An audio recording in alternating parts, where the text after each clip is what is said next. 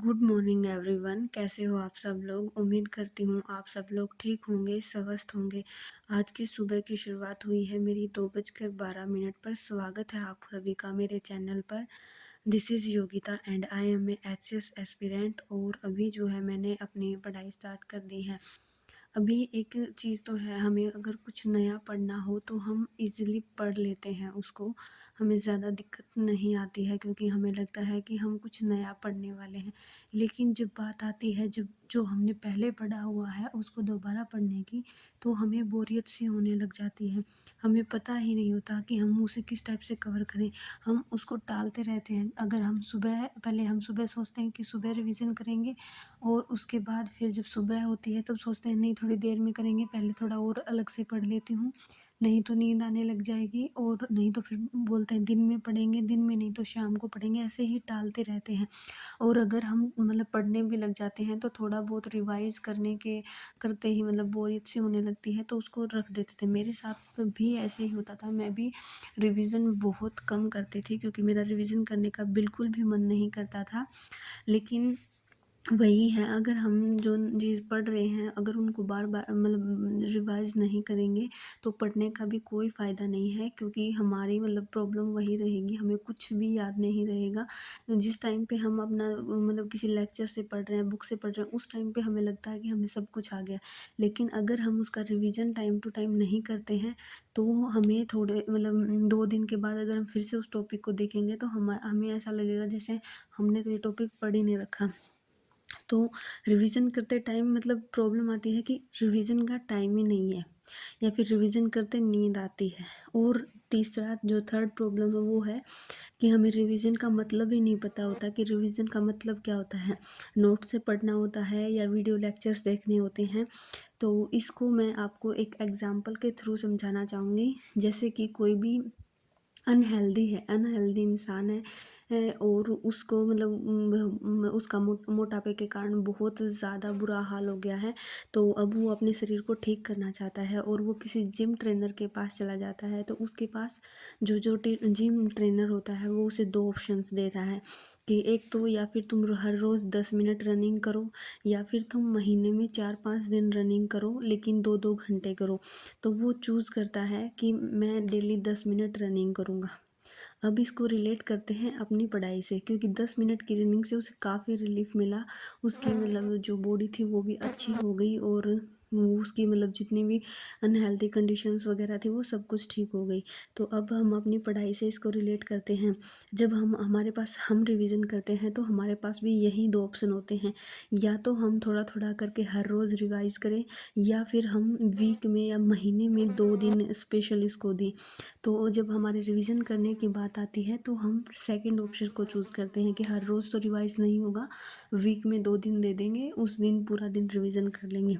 और बाद में जब वो रिवीजन का दिन आता है उस दिन वो वैसे ही बोर, अभी जैसे 10 मिनट पढ़ लिया, बोला बोर हो गई अब नहीं थोड़ी देर में पढ़ेंगे, वो उस दिन भी रिवीजन नहीं होता है। और वो हमें उस दिन इतना हैवी लगने लग जाता है कि ये तो होगा ही नहीं।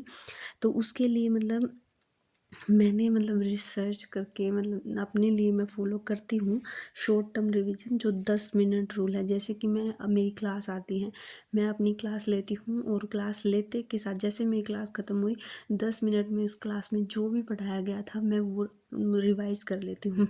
अगर मैंने नोट्स बनाए हैं तो नोट्स से रिवाइज़ कर लेती हूँ, या फिर पीडीएफ है मेरे पास तो मैं पीडीएफ ओपन करके उसमें देख लेती हूँ क्या क्या पढ़ा है। फिर मैं जो पॉइंट्स जो मैं मुझे लगे कि ये इम्पोर्टेंट है उनको अंडरलाइन कर लेती हूँ। अंडरलाइन करने के बाद उनको फिर बाद में जैसे कुछ और काम करने लग रही हूँ, अगर मैंने उस टाइम पे कुछ और नहीं पढ़ा है या फिर मैंने रेस्ट लिया हुआ है, तो मैं उसे रिकॉल करने की कोशिश करती रहती हूँ कि हाँ आज मैंने ये पढ़ा, ये पढ़ा, ये पढ़ा। पूरा दिन उस टाइम पे जब तक मैं दूसरी कोई चीज़ नहीं पढ़ती उस चीज़ को मन में सोचती रहती हूँ कि हाँ ये मैंने पढ़ा है। इसकी ऐसे कुछ ऐसा लगता है कि मुझे थोड़ा टाइम मिल गया तो मैं उसकी फ़िगर वगैरह इमेजिन करके बनाने लग जाती हूँ कि ऐसे ऐसे है। तो वो मुझे बिल्कुल फिट बैठ जाता है। जब मैं सुबह या फिर शाम को अपना दोबारा से रिवीजन करती हूँ तो मुझे बुक खोलने की भी ज़रूरत नहीं पड़ती, मैं रिकॉल से ही अपना रिवीजन कंप्लीट कर लेती हूँ और एक बार मतलब मोटा-मोटा पढ़ लेती हूँ कि हाँ, कुछ छूट तो नहीं गया है, तो इस हिसाब से करती हूँ। और लॉन्ग टर्म रिवीजन मेथड है, जो मेरा मतलब थ्योरी सब्जेक्ट के लिए है। जब भी मुझे मतलब जैसे मैं वीकली मैंने 2 दिन रिवीजन के लिए दिए हुए हैं, तो उनमें मैं क्या करती हूँ, मैं अपने पहले से जो टॉपिक मैंने पढ़ रखा है, जो अंडरलाइन किए हुए पॉइंट थे, मैं सिर्फ़ उनको पढ़ती हूँ। और उसके बाद कोई भी मेरे मेरे पास पीवाईक्यूज़ की बुक है या फिर प्रीवियस ईयर क्वेश्चंस है, मैं वो क्वेश्चंस लगाती हूँ। मैं वो थोड़ी सेम नहीं पढ़ती हूँ पूरे वीक में, कि जैसे मैंने पहले भी वो पढ़ा और मैं उस दिन भी वो पढूँ। इसीलिए मैं अपना उन 2 दिनों में रिवीजन बहुत अच्छे से कंप्लीट कर पाती हूँ, ज़्यादा से ज़्यादा पीवाईक्यूज़ लगा पाती हूँ। तो मैंने मतलब ये जो हाँ, चीज़ है, ये जो मेथड्स हैं वो फॉलो करके देखे हैं और इससे मुझे काफ़ी हेल्प मिली है। और मुझे हेल्प मिली है तभी मैंने सोचा कि मैं आपको एक मतलब आपके साथ भी शेयर करूं। क्या पता आपको भी ये सब प्रॉब्लम आती हो, तो आप भी एक बार इसको ट्राई कर सकते हो। और इसके साथ ही मतलब जो न्यूमेरिकल सब्जेक्ट होते हैं उनके लिए मतलब हम अपने क्वेश्चंस प्रैक्टिस कर सकते हैं। और फिर जो टॉपिक हमें वीक लगता है, जिसके हम क्वेश्चन सोल्व नहीं कर पा रहे हैं, उस टॉपिक को हम अच्छे से डिटेल से पढ़ लेते हैं। अगर हमें खुद से समझ में नहीं आता तो उसके लिए हम क्लासेस वगैरह ले सकते हैं। और जब जैसे हम अब थर्ड प्रॉब्लम आती है हमारी, कि हमें नींद आने लग जाती है, रिवीजन हमें बोरिंग लगता है, तो उसके लिए भी एक मतलब सॉल्यूशन है। जब भी हम मतलब कोई भी रिवीजन करने बैठते हैं, तब हम अपने साथ एक रफ नोटबुक ले लेते हैं। रफ नोटबुक जो जो हम पढ़ते हैं, जो जो पॉइंट्स मतलब इम्पोर्टेंट होते हैं, उनके साथ के साथ लिखते रहते हैं। हमारा हाथ चलता रहता है, जिससे हमें मतलब हमारा कॉन्संट्रेट बढ़ता जाता है उस चीज़ पर। और कोई भी चीज़ अगर हम ऐसे बोलने से पढ़ते हैं ना, तो हमें समझ नहीं आती है।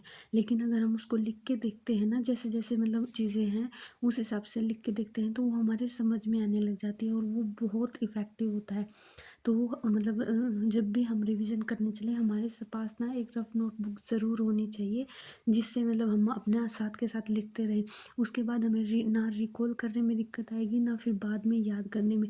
जो हमारा जो भी कंटेंट है, जो भी हमने पढ़ा है, वो लॉन्ग टर्म के लिए हमारे दिमाग में फिट हो जाएगा। जब भी हम इसका बाद में रिवीजन करेंगे, जैसे कि कोई टेस्ट वगैरह लगाना है, हमें कोई एग्ज़ाम वगैरह आना है, उस टाइम पे वो की पॉइंट्स भी पढ़ेंगे ना, तो उसके अंदर की जो स्टोरी है ना, वो अपने आप मतलब दिमाग में ऐसे बनती चली जाएगी कि हाँ भाई, इसमें ये था, इसमें ये था, तो कोई भी दिक्कत नहीं आएगी। इस आवाज़ के लिए माफ़ी चाहूँगी, वो एकदम से लाइट आ गई और ऐसे चल रहा था, ध्यान नहीं किया मैंने, तो एकदम ऐसे चलने लग गया, तो उसकी आवाज़ आ गई थी। तो इसके लिए मैं क्षमा चाहती हूँ आप लोगों से। और मुझे मतलब रिवीजन करना मेरे लिए सबसे बड़ी प्रॉब्लम होता था पहले, लेकिन अब मुझे मज़ा आता है, सच बताऊँ तो रिवीजन करने में। जब भी मैं कोई नया टॉपिक पढ़ने लग जाती हूँ, तो मैं अपने एक बार मेरा मतलब मन करता है कि एक बार पिछला रिवीजन कर लूँ, मैं रिकॉल्स कर लेती हूँ, उससे ही मेरा काम बन जाता है।